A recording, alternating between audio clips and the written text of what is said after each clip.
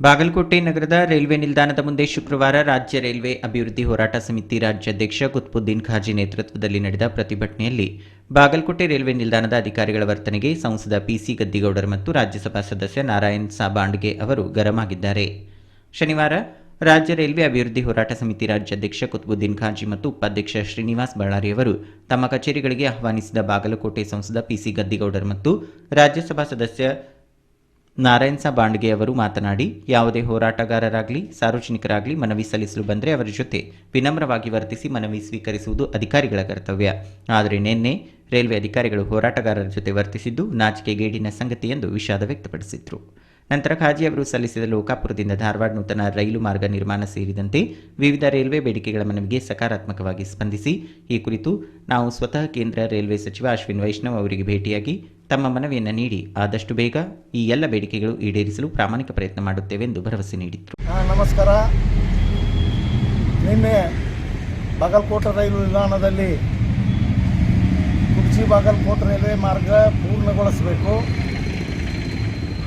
ಮತ್ತು ಬಾಗಲಕೋಟೆ ರೈಲು ನಿಲ್ದಾಣ ಮತ್ತು ಬಾಗಲಕೋಟೆ ರೈಲು ಮಾರ್ಗದಲ್ಲಿ ಹೆಚ್ಚಿನ ರೈಲ್ವೆ ಸೌಲಭ್ಯ ದೊರಕಿಸಿಕೊಡಬೇಕು ಮತ್ತು ಸೌದತ್ತಿ ಯಲ್ಲಮ್ಮನಿಗೆ ಲೋಕಾಪುರ ಧಾರವಾಡ ರೈಲ್ವೆ ಮಾರ್ಗ ಅನುಷ್ಠಾನಗೊಳಿಸಬೇಕಂತೇಳಿ ನಾವು ಒಂದು ಮನವಿಯ ಮುಖಾಂತರ ಕೇಂದ್ರ ಸರ್ಕಾರದ ಗಮನ ಸೆಳೆಯುವ ಒಂದು ಹೋರಾಟ ಹಾಕ್ಕೊಂಡಿದ್ದ ಪ್ರಯುಕ್ತ ಇವತ್ತು ಮಾನ್ಯ ಬಾಗಲಕೋಟೆ ಸಂಸದರಾದ ಪಿಸಿ ಗದ್ದಿಗೌಡರ್ ಮತ್ತು ಬಾಗಲಕೋಟೆ ರಾಜ್ಯಸಭಾ ಸದಸ್ಯರಾದ ನಾರಾಯಣ್ ಸಾಬ್ ಹಾಂಡ್ಗೆ ಅವರು ನಮ್ಮ ಶ್ರೀನಿವಾಸ್ ಬಳ್ಳಾರಿ ಅವರು ನಮಗೆ ಅವರ ಕಾರ್ಯಾಲಯಕ್ಕೆ ಕರೆಸಿಕೊಂಡು ನಿನ್ನೆ ನಡೆದಂಥ ಒಂದು ರೈಲ್ವೆ ಅಧಿಕಾರಿಗಳ ವರ್ತನೆ ಒಂದು ಬೇಸರವನ್ನು ವ್ಯಕ್ತಪಡಿಸಿದರು.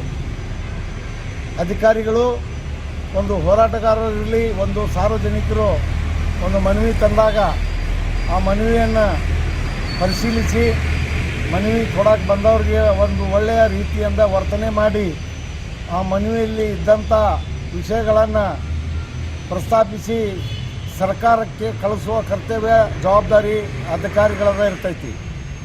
ಆದರೆ ಮನವಿ ಕೊಡೋಕೆ ಬಂದವರ ಒಂದು ಹೋರಾಟಗಾರರನ್ನು ನಮ್ಮ ಬಾಗಲಕೋಟೆ ಜಿಲ್ಲೆಯ ಮತ್ತು ರಾಮದುರ್ಗ ಸೌದತ್ತಿ ತಾಲೂಕಿನ ಜನರ ಜೊತೆ ಅನುಚಿತವಾಗಿ ವರ್ತನೆ ಮಾಡಿದ್ದು ಅವರು ಕೂಡ ಖಂಡಿಸಿದ್ದಾರೆ. ಮತ್ತು 1ನೇ ತಾರೀಕಿನಿಂದ ಸಂಸದ ಭವನದಲ್ಲಿ ಅಧಿವೇಶನ ನಡೀತಾ ಇದೆ. ನಿಮ್ಮ ಮನವಿಯ ನಮಗೆ ಕೊಡ್ರಿ.